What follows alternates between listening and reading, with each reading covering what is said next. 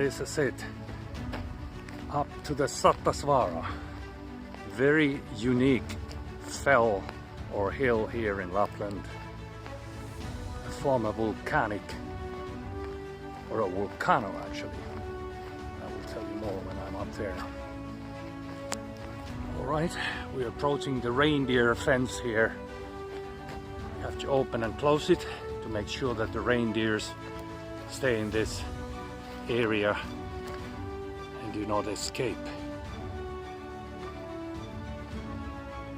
It says here in Finnish. Oh no, it says it in English as well. It's become a very international place. Okay, whoops. There we go. And let's lift it up.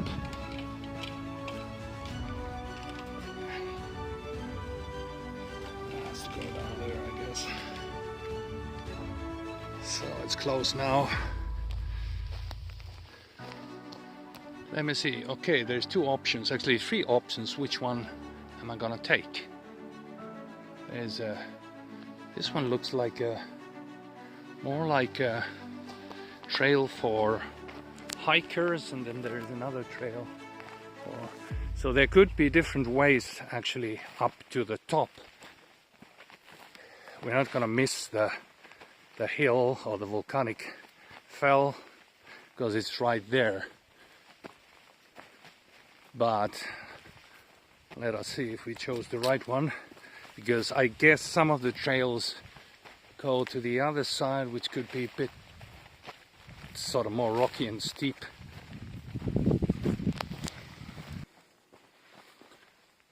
Alright, it's just a few hundred meters walk in the pine wood forest, and then we start ascending up to the top of this volcanic fell or hill. There is no, by the way, just to say, there's no volcanic activity anymore. This is an ancient sort of volcanic hill, or the remains of the volcano. But it's still pretty unusual. I don't think how much or how many of these types of hills Finland has, but let's see where we can find our trail. Looks interesting. It looks like there are different trails up to the peak. I'm not sure if I took the right one, the easy one. It seems that some people have used this. It gets fairly rocky, which is typical for these fells and hills here in Lapland. But look at the view, we're already quite high up. I can see the Kaarestunturi, I think it is, and maybe Hirviakkuru somewhere there. They disappear. So wind is always blessing here, and it happens quite often when you go to the very peak. You get a little bit of wind. As a matter of fact, as I'm talking, I can feel the wind picking up. But yeah, not far from the peak. So I guess I was too optimistic. There's a final stretch to the peak. This must be the final one. It's a bit of a rocky road, but mountains and hills and fells, they don't ever surrender easily. They make you sweat a little bit, especially here when we got to 26 degrees here in Lapland, which could come as a surprise to many of you who only think this as a Arctic, icy, cold place for Santa. No, we have a very warm summer here. It's not very long, but the days can be fairly hot, which is in a way nice. It gives a little bit variation to the wintry weather. Beautiful wind. Cools down a little bit and chases the horseflies. I think I'm doing the final part of the trail. It's always the last part is a bit longer than you think when you kind of check it out from the map or from the base of the mountain. It's never really that easy as it seems, but I guess that's the beauty of the mountains.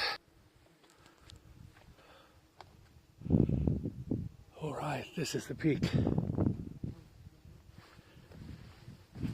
A nice northern wind from the Arctic Ocean blows from that direction and cools me down a little bit.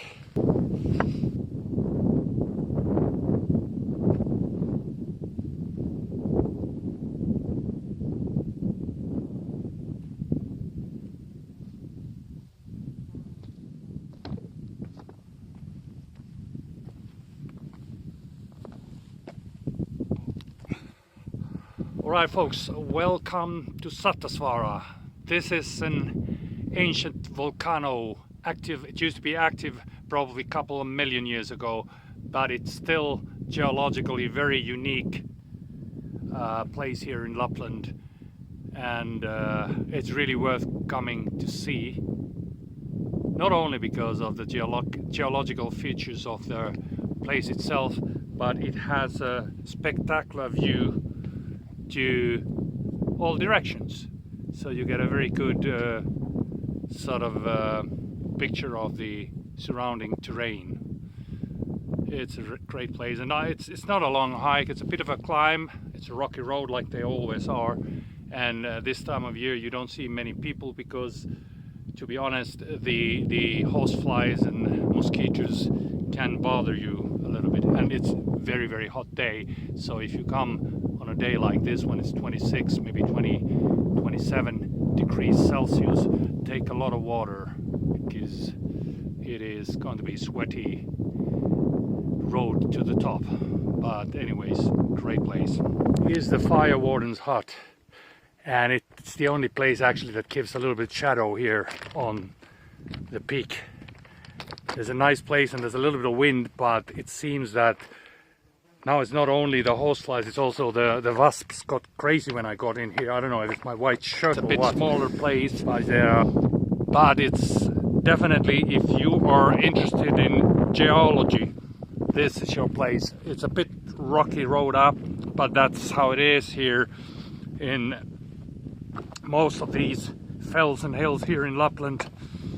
You have these rocks here because of their, I guess it's partly because of the temperature, extreme temperature changes. Think about it, we're not very far from plus 30 degrees Celsius centigrade, and this place is going to be at some point in next 6 months probably minus 40. So we're talking about difference of 70 degrees in temperatures.